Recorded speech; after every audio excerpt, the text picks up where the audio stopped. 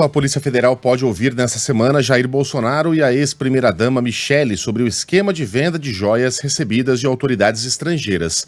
Na última sexta-feira, a Polícia Federal pediu a quebra dos sigilos bancário e fiscal do casal após a operação que teve entre os alvos o ex-ajudante de ordens Mauro Cid e o pai dele, Mauro Lorena Cid, além de um dos advogados do ex-presidente Frederic Wassef.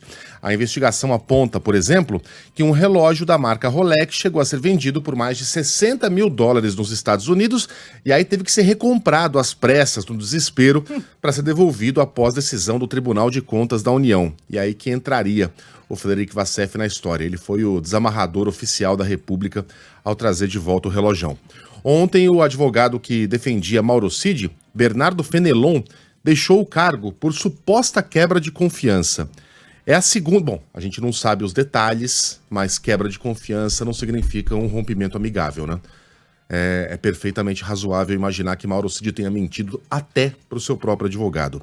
É a segunda troca desde que o ex-ajudante de ordens foi preso na operação da PF sobre fraudes em carteiras de vacinação. Antes, ele era defendido por Rodrigo Rocha, ligado à família de Jair Bolsonaro.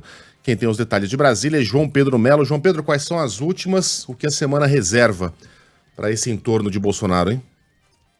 Pois é, Megali, bom dia a você, bom dia a todos que estão nos acompanhando. Esse depoimento, né, do casal é por causa das investigações sobre essa venda de presentes recebidos de delegações estrangeiras durante o mandato de Bolsonaro no Palácio do Planalto. A Polícia Federal já pediu ao Supremo as quebras de sigilo bancário e fiscal do ex-presidente, da ex-primeira-dama, e agora quem está analisando esse ponto é o ministro Alexandre de Moraes. Pessoas próximas a ele dizem o seguinte, que essa decisão será tecnicamente e juridicamente bem fundamentada. Esse caso está sendo tratado, na verdade, com cautela, principalmente diante das afirmações do ex-presidente Jair Bolsonaro de que estaria sofrendo perseguição política. Colegas de Moraes já tiveram acesso às investigações sobre as joias e disseram que há uma riqueza de detalhes na apuração a respeito dessa questão da Polícia Federal e que foram definidas por esses ministros, por esses colegas de Alexandre de Moraes como categóricas. Alguns pontos chamaram a atenção, principalmente essas mensagens do Cid para o pai dele, o general da reserva Lorena Cid,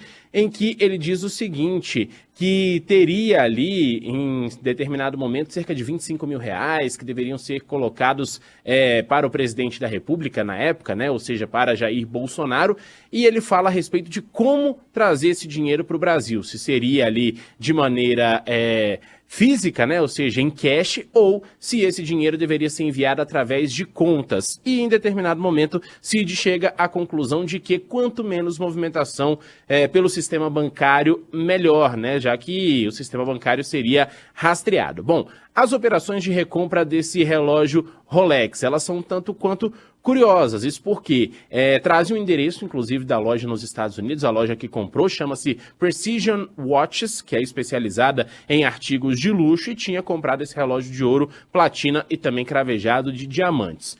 Depois dessas investigações, Frederic Wassef, advogado da família Bolsonaro, viajou para recuperar esse objeto. E o nome dele apareceu, então, nessa questão e, portanto, Alexandre de Moraes proibiu que ele tivesse acesso a algumas das provas desse caso do Rolex. O ministro disse o seguinte, que conceder o acesso integral prejudicaria a efetividade dessa investigação. E a Polícia Federal afirma que houve uma unidade de desígnios com o objetivo de desviar em proveito de Jair Bolsonaro certos presentes. Seriam, então, 3 conjuntos de alto valor patrimonial por ele recebidos em razão do cargo de presidente da República.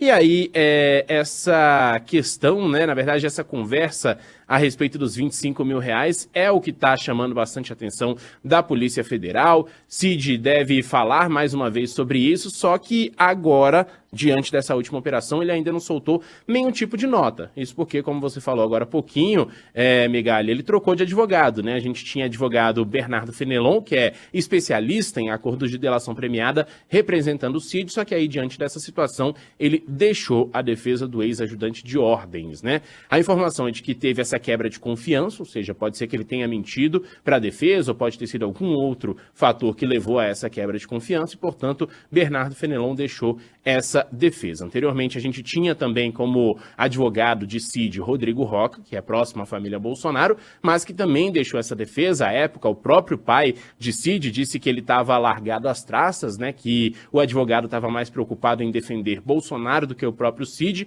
Então, isso foi ali um acordo entre a família de Cid sobre essa saída, né, de Rodrigo Roca. Agora também Bernardo Fenelon deixa esse caso e não há, até o momento, qualquer tipo de pronunciamento de Cid a respeito dessa última operação e também não há nenhuma previsão de que ele tenha um novo advogado também colocado nesse processo.